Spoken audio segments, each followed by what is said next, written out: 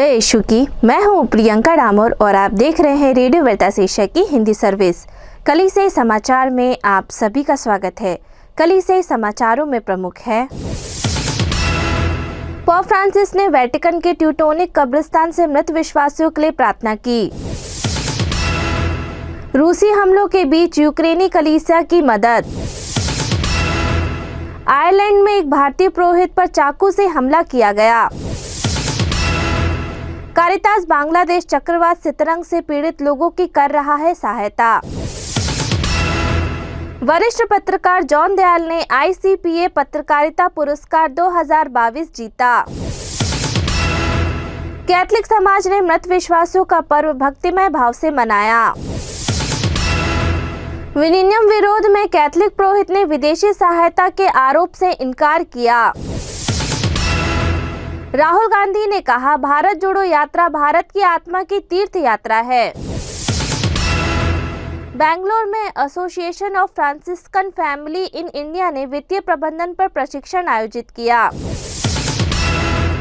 गुजरात में पुल गिरने के बाद 9 गिरफ्तार, 137 लोगों की मौत। रेडियो वेरितास एशिया आपके लिए लेकर आए हैं RVA mobile app. RVA mobile app पर हमारे विभिन्न प्रकार के कार्यक्रमों का लाभ लें,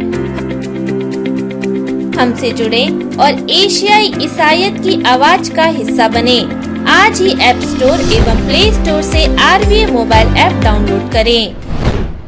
अब जानते हैं समाचार विस्तार से। पोप फ्रांसिस ने वेटिकन के ट्यूटोनिक कब्रिस्तान में मृत विश्वासियों के लिए प्रार्थना की। पोप फ्रांसिस ने 2 नवंबर को मृत विश्वासियों के दिवस के अवसर पर वाटिकन के ट्यूटोनिक कब्रिस्तान का दौरा किया, जहां मृतकों के लिए प्रार्थना करने के बाद आशीष प्रदान की। सन पेत्रुस महागिरजाघर में मृतक कार्डिनलों एवं धर्माध्यक्षों के लिए ख्रिस्त याग अर्पित करने के उपरांत पोप फ्रांसिस ने ट्यूटोनिक कब्रिस्तान गए थे। रूसी हमलों के बीच यूक्रेनी कलीसिया की मदद। कलीसियाएं यूक्रेन के लिए आपातकालीन सहायता पहुंचा रही हैं। राज्य के आपातकालीन सेवा का कहना है कि दक्षिण शहर मोकोलाइव पर रात भर रूसी हमले में कम से कम 1 व्यक्ति की मौत हो गई और देश भर में रूसी मिसाइल हमले जारी है। मिशनरी ऊष्मा आशा और लाखों लोगों को भोजन प्रदान कर यूक्रेनी कलीसिया की मदद कर रहे हैं ताकि मानव पीड़ा कम की जा सके। आयरलैंड में एक भारतीय पुरोहित पर चाकू से हमला किया गया। भारत का एक कैथलिक पुरोहित आयरलैंड के एक अस्पताल में भर्ती है। कुछ घुसपैठियों ने उनके आवास में घुसकर उन्हें 30 अक्टूबर को चाकू मार दिया था। आयरलैंड गणराज्य के वाटरफोर्ड में सुबह करीब 9:30 बजे फादर बोबित ऑगस्टी पर हमला किया गया। संपत्ति वाटरफोर्ड क्षेत्रीय अस्पताल के मैदान में स्थित है, जहां फादर ऑगस्टी को इलाज के लिए ले जाया गया था और उनकी हालत गंभीर बनी हुई है। कारितास बांग्लादेश चक्रवात सितरंग से पीड़ित लोगों की कर रहा है सहायता।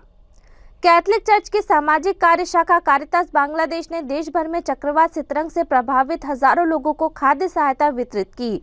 चक्रवात सितरंग एक उष्णकटिबंधीय चक्रवात था जिसने 24 से 25 अक्टूबर को भारत और बांग्लादेश में दस्तक दी थी। 2017 में चक्रवात मोरा के बाद यह बांग्लादेश का पहला चक्रवात था। चर्च सहायता संगठन ने बारसेल, चटगांव और खुलना क्षेत्रों को सहायता प्रदान की, जो 24 अक्टूबर को प्राकृतिक आपदा चक्रवात से सबसे अधिक प्रभावित हुए थे। वरिष्ठ पत्रकार जॉन दयाल ने ICPA पत्रकारिता पुरस्कार 2022 जीता। इंडियन कैथलिक प्रेस एसोसिएशन एक प्रसिद्ध पत्रकार, लेखक और मानवाधिकार कार्यकर्ता जॉन दयाल को पत्रकारिता में उत्कृष्टता के लिए प्रतिष्ठित वार्षिक लुई कैनरो पुरस्कार से सम्मानित करेगा, जो विश्व स्तर पर सांप्रदायिकता और कट्टरवाद के खिलाफ उनके साहसिक, निरंतर और लगातार लेखन के लिए है। ICPA के अध्यक्ष इग्नासियोस गोंसाल्वे और ICPA सचिव सुरेश मैथ्यू द्वारा जारी एक प्रेस बयान के अनुसार 10 दिसंबर को चेन्नई में आयोजित होने वाले ICPA द्वारा आयोजित ईसाई पत्रकारों के 27वें राष्ट्रीय सम्मेलन के दौरान दयाल को यह पुरस्कार प्रदान किया जाएगा। कैथलिक समाज ने मृत विश्वासियों का पर्व भक्तिमय भाव से मनाया। संपूर्ण विश्व कैथलिक कलीसिया के साथ साथ इंदौर के कैथलिक समाज ने 2 नवंबर को सभी मृत विश्वासियों का पर्व मनाया। 2 नवंबर को जूनी इंदौर कब्रिस्तान और कंचन बाग कब्रिस्तान में दफनाए गए सभी मृत विश्वासियों की आत्मा शांति के लिए विशेष रूप से प्रार्थना की गई। प्रातः 6:30 बजे सभी 10 कैथलिक गिरजाघरों में इस उद्देश्य हेतु पवित्र मिस्सा अर्पित की गई। शाम को 4 बजे जूनी इंदौर कब्रिस्तान में कब्रिस्तान समिति के अध्यक्ष फादर राजेश तिर्की की अगुवाई तथा रेड चर्च पल्ली पुरोहित फादर थॉमस मैथ्यू, सहायक पल्ली पुरोहित फादर मनोज तथा अन्य फादरगण की सहभागिता में सभी दफनाए गए विश्वासी गण की आत्म शांति हेतु पवित्र मिस्सा अर्पित की गई। विनियम विरोध में कैथलिक पुरोहित ने विदेशी सहायता के आरोप से इनकार किया। एक कैथलिक पुरोहित ने पुरोहित पद छोड़ने और किसी भी सजा का सामना करने की कसम खाई है। अगर यह आरोप साबित हो गया कि बंदरगाह परियोजना के खिलाफ चर्च के नेतृत्व वाले विरोध को देश को अस्थिर करने के लिए विदेशी फंड मिला है। केरल में तिरुवनंतपुरम जिले के विनियम तट पर अडानी अंतर्राष्ट्रीय बंदरगाह के खिलाफ मछुआरों के विरोध के संयोजकों में से एक फादर थियोडिस डिक्रूज कहते हैं, हमारे हाथ साफ है और किसी भी जांच का सामना करने के लिए तैयार है।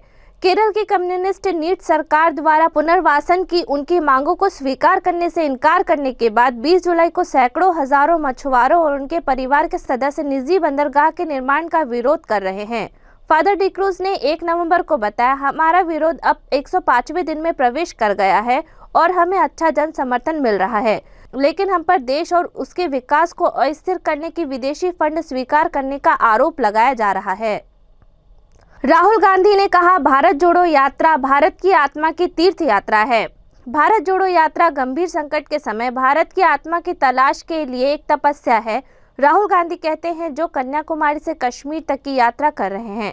राहुल गांधी ने यह 30 अक्टूबर को हैदराबाद में लगभग 45 नागरिक समाज समूहों और बुद्धिजीवियों के नेताओं के साथ बातचीत करते हुए कहा, जहां भारतीय राष्ट्रीय कांग्रेस पार्टी के नेता यात्रा के 55वें दिन पहुंचे थे। चल रहे 150वें दिवसीय जन आंदोलन जहां प्रतिभागी पैदल चलते हैं। 7 सितंबर को तमिलनाडु के कन्याकुमारी प्रायद्वीप के सबसे दक्षिण सिरे पर शुरू हुआ और तेलंगाना में प्रवेश करने से पहले ये अब तक केरल, कर्नाटक, आंध्र प्रदेश को कवर कर चुका है। नफरत और विभाजन के खिलाफ देश को एक सूत्र में बांधने के उद्देश्य से कांग्रेस पार्टी द्वारा शुरू की गई इस यात्रा को देश भर के धर्मों और जातियों में बड़ी संख्या में स्वतंत्र नागरिक समाज समूहों, शिक्षाविदों और मानवाधिकार रक्षकों ने समर्थन दिया है। बेंगलोर में association of Franciscan family in India ने वित्तीय प्रबंधन पर प्रशिक्षण आयोजित किया। भारत भर में 140 पुरोहित और धर्म बहनों ने दक्षिण भारतीय शहर बेंगलोर में वित्तीय प्रबंधन पर 2 दिवसीय क्षमता निर्माण प्रशिक्षण कार्यक्रम में भाग लिया। National biblical catechetical and liturgical centre में कार्यक्रम में प्रतिभागियों ने 20 धार्मिक मंडलियों और धर्म प्रांतों को प्रतिनिधित्व किया। प्रशिक्षण का उद्देश्य उन्हें सुशासन और वित्तीय प्रबंधन पर सक्षम बनाना था। गुजरात में पुल गिरने के बाद 9 गिरफ्तार, 137 लोगों की मौत। गुजरात में पैदल पुल के ढहने के मामले में सोमवार को 9 लोगों को गिरफ्तार किया गया। पुल के ढहने से कम 137 लोगों की मौत हो गई।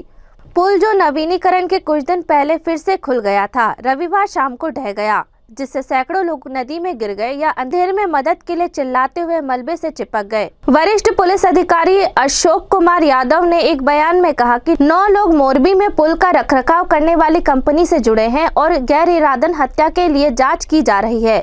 साइट पर भीड़ दिवाली की छुट्टी के अंतिम दिन मना रही थी। सीसीटीवी फुटेज में लगभग 150 साल पुराने संरचना को हिलते हुए दिखाया गया। कुछ लोग जानबूझकर इसे हिला रहे थे। इसी के साथ कलीसिया समाचार समाप्त हुए। अगली बार फिर मुलाकात होगी नई खबरों के साथ। नमस्कार। रेडियो वेरितास एशिया आपके लिए लेकर आए हैं RVA mobile app. RVA mobile app पर हमारे विभिन्न प्रकार के कार्यक्रमों का लाभ लें, हमसे जुड़े और एशियाई ईसाईयत की आवाज का हिस्सा बने। आज ही ऐप स्टोर एवं प्ले स्टोर से RVA मोबाइल ऐप डाउनलोड करें।